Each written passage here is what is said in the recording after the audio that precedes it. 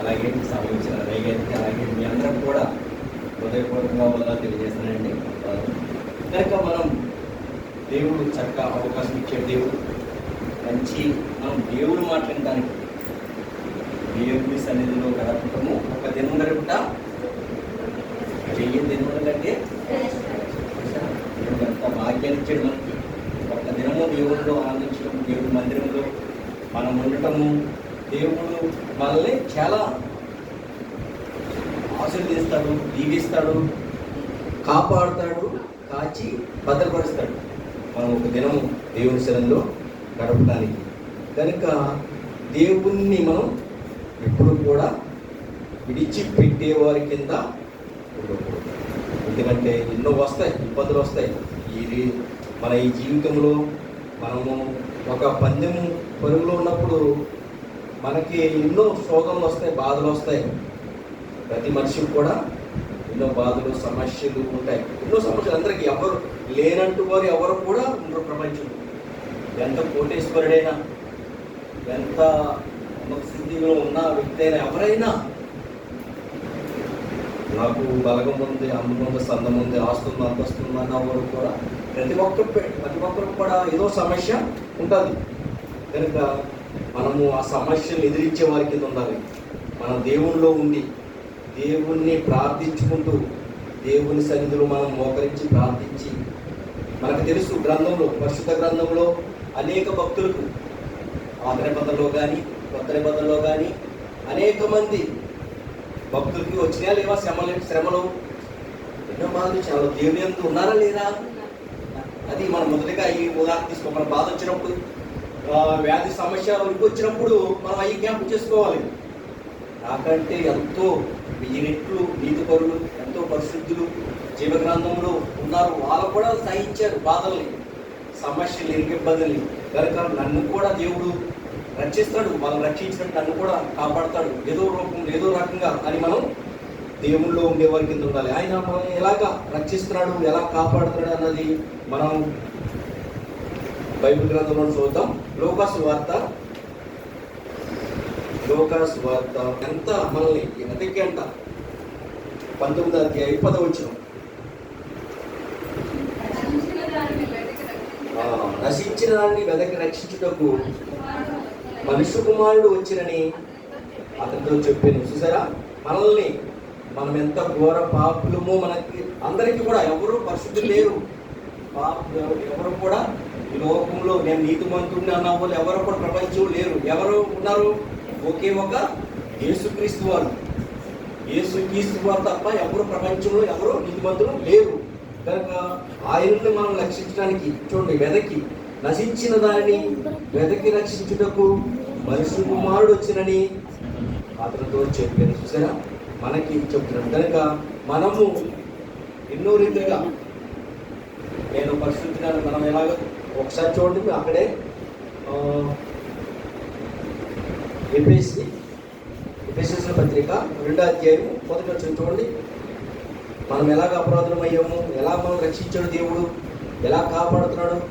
దేవుడు గ్రంథంలో, జీవ గ్రంథంలో మనకు రాసిస్తాడు. ఈ మాటలు విన్నప్పుడు, ఈ మాటలు చదివినప్పుడు మనల్ని మనం ఏం చేసుకోవాలండి? సరి తీసుకోవాలి. మీ అపరాధముల చేతను పాపముల చేతను మీరు సచ్చిన వారై ఉండగా. చూసారా ఎంత గొప్ప భాగ్యం ఇచ్చేయండి. ఆయన క్రీస్తుతో కూడా మనల్ని.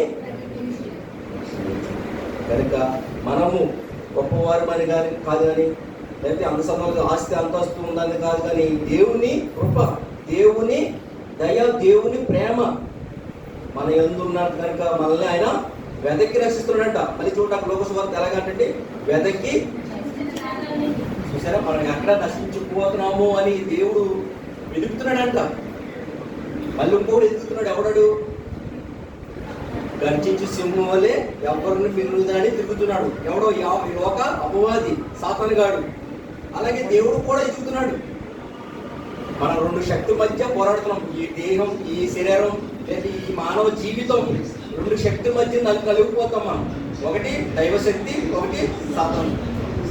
కనుక సాతాను ఎప్పుడు కూడా మనల్ని ఏం చేస్తాడంటే, మనల్ని ఎప్పుడు కూడా దేవునికి దూరంగా ఈ లోకాశల్లో, లోక తలంపుల్లో, లోక ఉద్దేశాల్లో జీవించమని బ్రతకమని చెప్తాడు.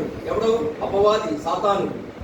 అదే దైవాత్మ, దేవుని ఆత్మ, పరిశుద్ధాత్ముడు ఏం చేస్తాడంటే మనల్ని ఇప్పుడు కూడా నువ్వు నీతిగా, పరిశుద్ధంగా దేవుని పనిలో, దేవుని సువార్త పనిలో, దేవుని సన్నిధికి వెళ్ళు అని మనల్ని ప్రోత్సహిస్తాం ఆత్మ, పరిశుద్ధాత్ముడు. కనుక ఆత్మ మధ్య మనం ఉంటాం. కనుక మనము ఎవరికి చూడండి, రాజకీయంగా 2 పార్టీలు ఉంటాయి, 2-3 పార్టీలు ఉంటాయి. ఎవరికి మెజారిటీ వస్తే వాళ్ళే గెలిచి పరిపాలన చేస్తారు. అలాగే మన శరీరం కూడా, మన దేహంలో ఉన్న ఆత్మ శరీరం కూడా మనం ఎవరికి సపోర్ట్ ఎక్కువగా చేస్తే వాళ్ళ అధికారం చేస్తారు. ఇప్పుడు ఎక్కువగా అధికారం ఎవరికి ఉంది? లోకాధికారం అపవాదికే ఉంది. అపవాది కూడా అందరూ దేవునికి తక్కువ. కనుక మనము ఎవరిని గెలిపించే వారి కింద ఉండాలంటే దేవుణ్ణి గెలిపించే వారి కింద, దేవుని పక్షముగా మనం ఉండాలి. ఉన్నప్పుడు మనల్ని దేవుడు విడిచిపెట్టడు. మనకి కావాల్సినవి అన్ని ఇచ్చాడు. ఎవరిచ్చారు మనకు కావాల్సినవి? ఎవరిచ్చారు? ఒకసారి జ్ఞాపకం చేసుకోవాలి మీరు. దేవుడే ఇచ్చాడు మనకు కావాల్సినవి అన్నీ కూడా. మనకి నీరు కావాలని, ఆహారం కావాలని, గాలి కావాలని, సూర్యుడు చంద్రుడు కావాలని సమస్తము ఇచ్చింది ఎవరండి? దేవుడే ఇచ్చాడు. సాతాను కూడా ఏమి ఇవ్వలేదు, కానీ ఉన్నదాన్ని దోచుకుపోతానికి చూస్తాడు. మనల్ని మోసపుచ్చడానికి చూస్తాడు. మనల్ని ఆపదలో, లేకపోతే ఈ ఏంటంటే చక్కగా చదవండి, మళ్ళీ చదవండి. ఎపిఎస్సి మీ అపరాధముల చేతను, పాపముల చేతను. చూసారా, ఆడు ఏం చేద్దంటే అపరాధముల చేతను మనల్ని ఏం చేస్తాడు? పాపము చేతను. పాపం మనకి ఏంటి? పెద్ద గౌరవేసి అవసరం లేదు. ఆజ్ఞ అంటే దేవునిలో మనం బ్రతకపోవటమే, దేవుని మాట వినకపోవటమే, దేవుణ్ణి స్థితించకపోవటమే, దేవుని కనపరచకపోవటమే. ఎందుకంటే మనము అన్ని ఇచ్చిన దేవుడు ఆయన, మనకి అన్ని సమస్తం ఇచ్చిన గొప్ప తండ్రి. మరి ఆరాధించుకుంటుంటే ఎలా ఉంటుంది? చూడండి, కుటుంబాల్లో తల్లిదండ్రులు ఉంటారు. తల్లిదండ్రులు పిల్లలకి సమస్తం ఇస్తారు. ఇచ్చినప్పుడు మాట వినకుండా ఉంటే ఎలా ఉంటుంది?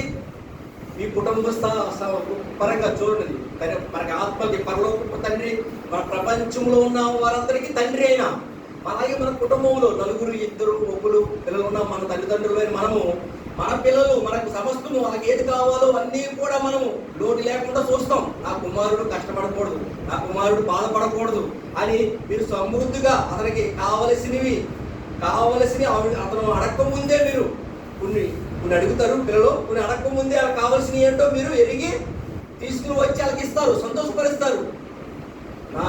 నా కుమారుడు సంతోషంగా ఉండాలి, ఆనందంగా ఉండాలి, నలుగురిలో హ్యాపీగా బ్రతకాలి, సంతోషం. ఎన్నో బట్టాలు, అలాగే భోజన విషయంలో కానీ, ఎన్నో చిన్నపిల్లలు ఆడుకునే విషయంలో కానీ, బొమ్మల విషయంలో కానీ, ప్రతి విషయంలో పెద్దవారైతే బయట విషయంలో కానీ, కారుల విషయంలో కానీ, నగల విషయంలో కానీ, ఎన్నో విషయాల్లో మనం అడగకముందే తల్లిదండ్రులు మనల్ని ప్రేమించి, పిల్లల్ని ప్రేమించి తీసుకొస్తారు. ఎందుకని?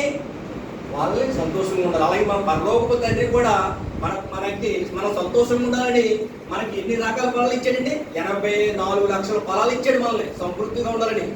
నా కుమారులు ఎక్కడ లోటు లేకుండా జీవించాలి, లోటు ఉండకూడదు నా కుమార్తెలకు, నా కుమారులకి.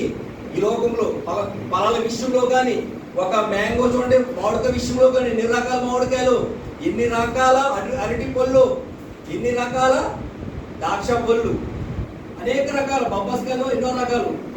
అలాగే ఎన్నో రకాల ఏంటి తండ్రి ఆయన మనల్ని ఏం చేయాలి? కుమార్తెలు కనుక మనకి ఎక్కడ లోటు లేకూడదు అని 84 లక్షల ఫలాలు చేశాడు. చూడండి, మనము తినే ఫలాలు ఒక వేలి మీద లెక్కేయచ్చు, 100లో 1000 తింటాం మనం రకాలు. మరి అడవుల్లో, ఇతర దేశాల్లో, ఇతర పట్టణాల్లో, అనేక చోట అనేక రకాలు ఫలాలు. చూడండి, మనల్ని ఎంత ప్రేమించాడో దీనిబడి తెచ్చిపోతుంది. మనకి 84 లక్షల ఫలాలు ఇచ్చావా తండ్రి నా కోసం, ఈ చిన్న జీవితానికి, ఈ చిన్న బ్రతుకి అని మనం ఎంత సంతోషపడాలని, ఎంత మనల్ని సంతోషపడటానికి, మనల్ని సమృద్ధిగా సంతోషంగా జీవించాలని, బ్రతకాలని ఆయనలో. అంతేగాని ఇచ్చిన ఆయన మర్చిపోయి, అలాగే ఇచ్చిన తల్లిదండ్రుల్ని మర్చిపోయి జీవించమని కాదు. ఈ ప్రపంచం ఏం చెప్తుంది?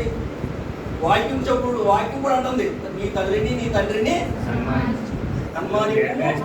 నీవు ఆయుష్ కావాలన్నా, మన ఈ లోకంలో సుఖ సంతోషాలతో, ఆరోగ్యంతో, ఆయుష్తో బతకాలంటే మన తల్లిదండ్రులు విడిచిపెట్టకూడదంట.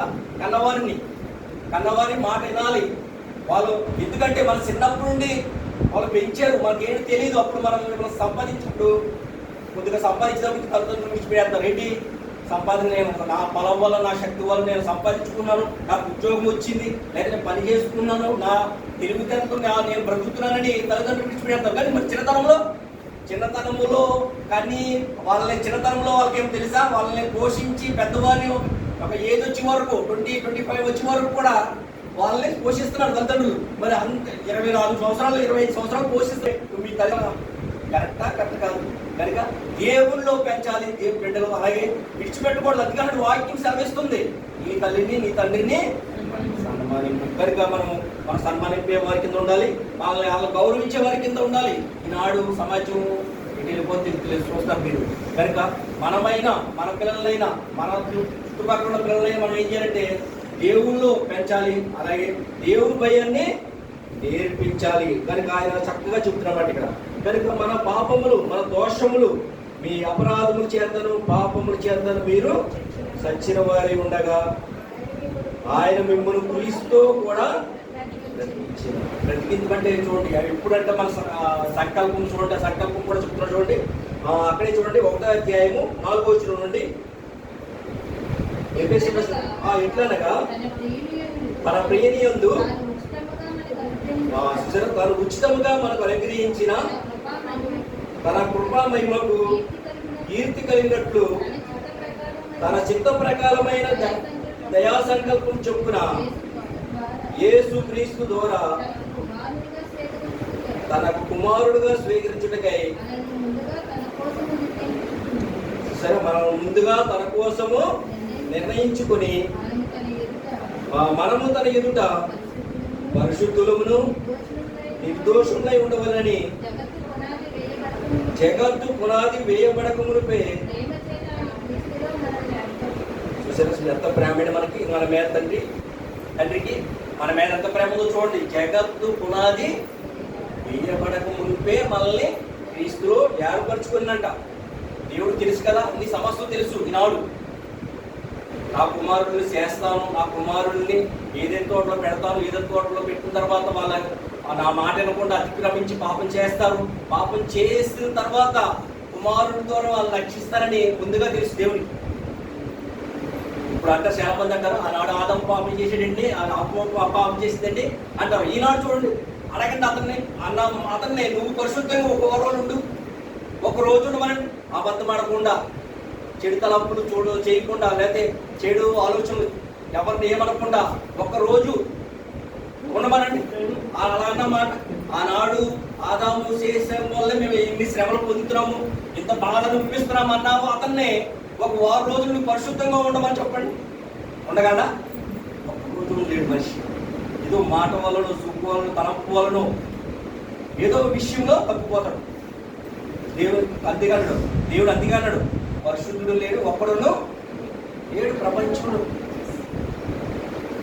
కనుక మనము ఏంటంటే మనము తప్పు పట్టే వారి కింద ఉండకూడదు. మనల్ని తప్పుల్ని సరిదిద్దుకోవాలి, మనల్ని ఒప్పుకోవాలన్నాడు దేవుడు. అందుకన్నాడు మనల్ని మనం తగ్గించుకుని.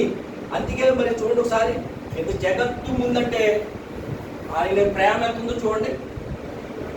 ఆయన ప్రేమని తెలియజేస్తుంది, దేవుడి ప్రేమని తెలియజేస్తుంది. జగత్తు పునాది వేయబడక ముందే మనల్ని ప్రేమించారు ఆయన రక్షించడానికి. అంత ప్రేమ అంటే చూడండి మీరు ఆ ఉదికి అంటారా, అంత ఆయన ప్రేమ అంటే ఎంత ఉంటుందంట, భూమి ఆకాశము ఉన్నతముగా, అంటే భూమి నుండి ఆకాశము అంత ఆయన ప్రేమ అంత అధికంగా ఉన్నది. ఆయన ప్రేమ ఇప్పుడు మీరు సింపుల్గా అనేస్తారు ఆ మాట అనేద్దాం. కానీ ఆ మాటని లోతుగా అర్థం చేసుకుంటే మనం భూమి నుండి ఆకాశానికి వెళ్తే 1,000 సంవత్సరాలు పడతాయి. ఇప్పుడు మనం బతికే జీవితం ఏంటండి, 70, 60, 70, 80 సంవత్సరాలు. కానీ మన భూమి నుండి అక్కడికి వెళ్తానికి ఆకాశం మన నీలంగా కనిపించే ఆ ఆకాశానికి మనం వెళ్ళడానికి ఎన్ని సంవత్సరాలు పడుతుందంట? కొన్ని కోట్ల కాంతి సంవత్సరాలు. మనం 10 సంవత్సరాలు బతకగలమా? అక్కడికి ఆకాశాన్ని మనకైతే నీలుగా కనిపించే ఆకాశానికి ఆయన ప్రేమ చూడండి, ఎన్ని కోట్ల సంవత్సరాలు ప్రేమిస్తున్నాడు మనల్ని. దీన్ని బట్టి అర్థమవుతుంది మన జీవితకాలం ఎంత 70, 60, 70 సంవత్సరాలే. కానీ ఆయన కోట్ల సంవత్సరాలు బట్టి ప్రేమిస్తున్నాడు. ఆ ఆకాశమే అంత ఎంతుందంటే ఆయన ప్రేమ ఇంకెంత ఉంటుందో చూడండి. అన్ని సంవత్సరాలు మనిషి అన్ని సంవత్సరాలు బతకలేదు కనుక ఆయన ముందుగానే మళ్ళీ ఏం చేశాడు?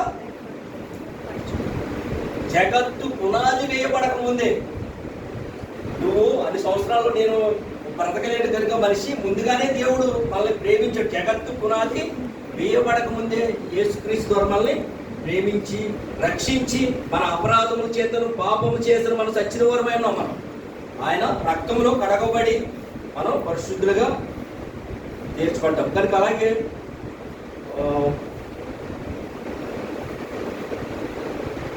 ఆదికాండము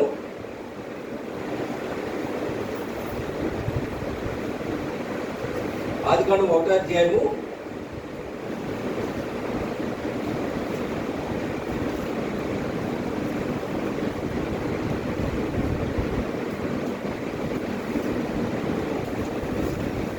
11వ వచనం చదవండి. అది దేవుడు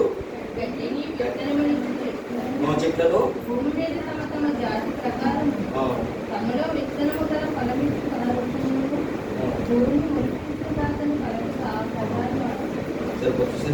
దేవుడు మంచిగా మనల్ని అందరినీ ఇక్కడ దేవుడు ఏంటంటే భూమి మీద మొలిపించమని ఎవరు చెప్పారండి? దేవుడు గడ్డినిచ్చిన భూమికి ఆజ్ఞించారు కనుక ఆయన ఆజ్ఞ ప్రకారం ఇవన్నీ చేస్తున్నాయి, ఇవన్నీ కూడా జీవిస్తున్నాయి, బ్రతుకుతున్నాయి. కానీ అరచేతులు చెప్పుకున్న మనిషి మాత్రం ఏం చేస్తారంటే ఆయన మాట వినటం లేదు, ఆయన మాట ప్రకారం ఆయన ఆజ్ఞ ప్రకారం జీవించట్లేదు, బ్రతకటం లేదు. అందుకని ఒక దిక్కునట్టంటే అక్కడే చూడండి 2వ అధ్యాయము 7వ వచనం. దేవుడైన యెహోవా నేల మట్టితో నరుని నిర్మించి వారి నాసికారంధ్రంలో జీవవాయువు ఉన్నదిగా నరుడు జీవాత్మ. చూసారా, ఆయన మనల్ని జీవింపచేశాడు, ఆయనే మనల్ని నిర్మించాడు కనుక నిర్మించిన వాడిని మనం చూడండి చాలా మాటలు అంటాం. మనం కుమ్మరి కొండని చేస్తాడు, తనకిష్టమైన చేస్తాడు. అది కొండ అడుగుతుందా? కుమ్మరి వాడిని అడగదు, నన్ను ఎలా చేసేవేంటనే అడగదు. అలాగే మనం నిర్మించిన దేవుడు మనం అంటే సరిపోం.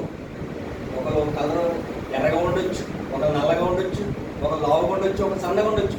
ఈ విషయాల్లో ప్రతి విషయంలో కూడా మన దేవుడిని నిర్మించడానికి సరిపో. దేవుడు మనకి ఏ రూపం ఇస్తే ఆ రూపం, ఎలా ఏ స్థితిలో ఉంటే ఆ స్థితిలో. మరి నాకు ఏంటి స్థితి, ఈ స్థితి ఏంటి, ఈ ఏ స్థితి ఏంటి దేవా అనుకోవచ్చు. చాలా మంది బాధపడుతుంటారు, ఆ విషయంలో కూడా బాధపడకూడదు. నాకేంటి ఏమీ లేదు, నేను ఈ స్థితిలో పుట్టానేంటి అని బాధ అవసరం లేదు. మనకంటే ఎంతోమంది మన ఇక్కడ పర్లేదండి. ఇప్పుడు ఇజ్రాయేల్ పాకిస్తాన్లో యుద్ధాలు అవుతున్నాయి. వాళ్ళు తినడానికి లేక ఆ గోడలను పట్టుకుని గోడలకున్న సిమెంట్ తిన్నారు. మన చూసే నేను ఫోన్లు, వాళ్ళు తినడానికి ఆహారం లేక ఆ గోడడిపోయిన గోడలను పట్టుకుని ఆ ఇళ్ళగా వీక్కి చేతులు పెట్టి తిన్నాడు ఒక అమ్మాయి. తిండి లేక, అక్కడ తిండి లేక, తాగడానికి నీరు లేక, అక్కడ యుద్ధాలు దొరికే పొడి చచ్చిపోతుంటే వాళ్ళందరూ తినడానికి తిండి లేక సిమెంట్ గోడలు, సిమెంట్ అది పడిపోయినప్పుడు యుద్ధాలు బాంబుల ద్వారా పడిపోయిన గోడలు ఉంటాయి కదండి, ఆ గోడల దగ్గరికి వెళ్ళి ఇళ్ళలాగా గీరి ఆ వచ్చిన పొడి తిన్నాను, సిమెంట్ పొడి తిన్నాను. అంత దీనస్థితి. కానీ మనకి మంచిగా దేవుడు ఇంత కొద్దిలోనే మనకి ఇచ్చిన దాంట్లోనే మనం దేవుణ్ణి స్తుతించే వారి కింద ఉండాలి. అలాంటి వారి కొరకు మనం ప్రార్థన చేయాలి. మన అనుదిన ప్రార్థనలో మనం వేడుకోవాలి. ఎంతో మందికి ఆహారం లేక, నీరు లేక, ఎంతో మంది వరదల ద్వారా, ఎంతో మంది భూకంపాల ద్వారా, ఎంతో మంది అనారోగ్యంతో బాధపడుతున్నారు. ఎంతో మంది వారందరి కోసం కూడా మనం ప్రార్థించే వారి కింద ఉండాలి. ఉన్నప్పుడు దేవుడు మన ప్రార్థన ఆలకిస్తాడు. మనకి చూడండి, ఇతరుల కోసం మనం చేస్తారంట, ఇతరులకు కావాల్సినవి ఇతరులకు సాయపడడం అనుకోండి, మనకు కూడా దేవుడు ఏం చేస్తాడు, మనకు కూడా కావలసినవి దయచేస్తాడు. అలాగే ఎఫెసీ 4 చూడండి చదువుకున్నప్పుడు, అలాగే ఎఫెసీ 5వ అధ్యాయము, ఎఫెసీ రాసిన పత్రిక 5వ అధ్యాయము లాస్ట్గా చూస్తున్నాం సమయం.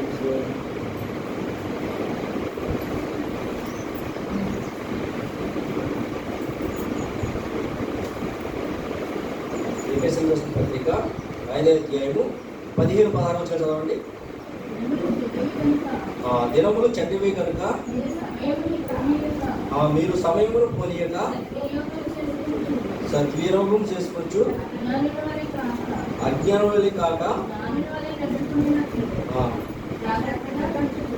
జాగ్రత్తగా. కనుక మన జీవితాన్ని, మన బ్రతుకుల్ని ఎలా ఉన్నాయండి? ఇప్పుడు దినములు ఎలా ఉన్నాయండి? చాలా భయంకరంగా ఉన్నాయి. చూస్తున్నాం, ఎక్కడ చూస్తే అక్కడ చాలా వ్యాధులు, బాధలు, అలాగే మరణాలు కూడా చాలా విచిత్రంగా. అప్పుడే చూస్తున్నాం మనిషిని, అప్పుడే చూపుడికి మాయమైపోతుంది మనిషి. ఇది ఒక మంచిగా అన్నాడు మన దేవుడు. ఇవన్నీ రాసిస్తున్నాడు. ఇవన్నీ రాయడానికి కారణం ఏంటంటే మనల్ని, మన జీవితాలని, మన బ్రతుకుల్ని చక్కబెట్టుకోవడానికి, సర్దుకోవడానికి, దేవుళ్ళు మనం బలపడడానికి, స్థిరపడడానికి దేవుడు ఇస్తున్నామట. దినములు చెడ్డవి కనుక మీరు సమయమును పోనీయక సద్వినియోగము చేసుకొనొచ్చు, అజ్ఞానులే కాక జ్ఞానులే నడుచుకున్నట్లు జాగ్రత్తగా చూచుకుని. మన జీవితాన్ని, మన బ్రతుకుల్ని ఎలా ఉన్నాయో మనం ఇక్కడ వాక్యం చెప్పబడినప్పుడు, సేవకులు చెబుతున్నప్పుడు చాలా మనం జాగ్రత్తగా ఉండి, మనం జాగ్రత్తగా మనం ఉంటే దేవుడు చాలా మనం కాచి కాపాడి భద్రపరుస్తాడు. అలాగే మన తోటి వారిని కూడా. అలాగే యోహాను సువార్త చూడండి. యోహాను సువార్త 15వ అధ్యాయము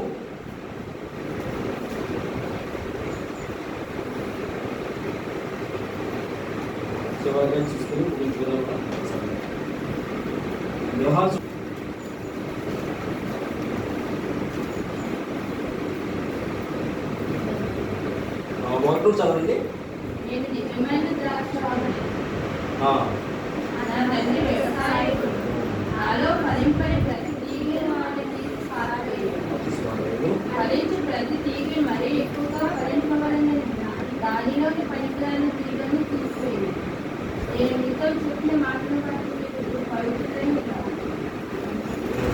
చూసిన జాగ్రత్తగా మన దేవుడు ఏమనంటే, నేను నిజమైన ద్రాక్షావల్లి, నా తండ్రి వ్యవసాయకుడు, నాలో ఫలించిన ప్రతి తీగను ఆయన తీసి పారవేయను. కనుక మనం దేవుల్లో బ్రతికినప్పుడు, దేవుల్లో ఉన్నప్పుడు, దేవుని సేవ నిమిత్తం, దేవుని పరిశీలన నిమిత్తం మనం ఉన్నప్పుడు దేవుడు మనల్ని అభివృద్ధి చెందుతాడు.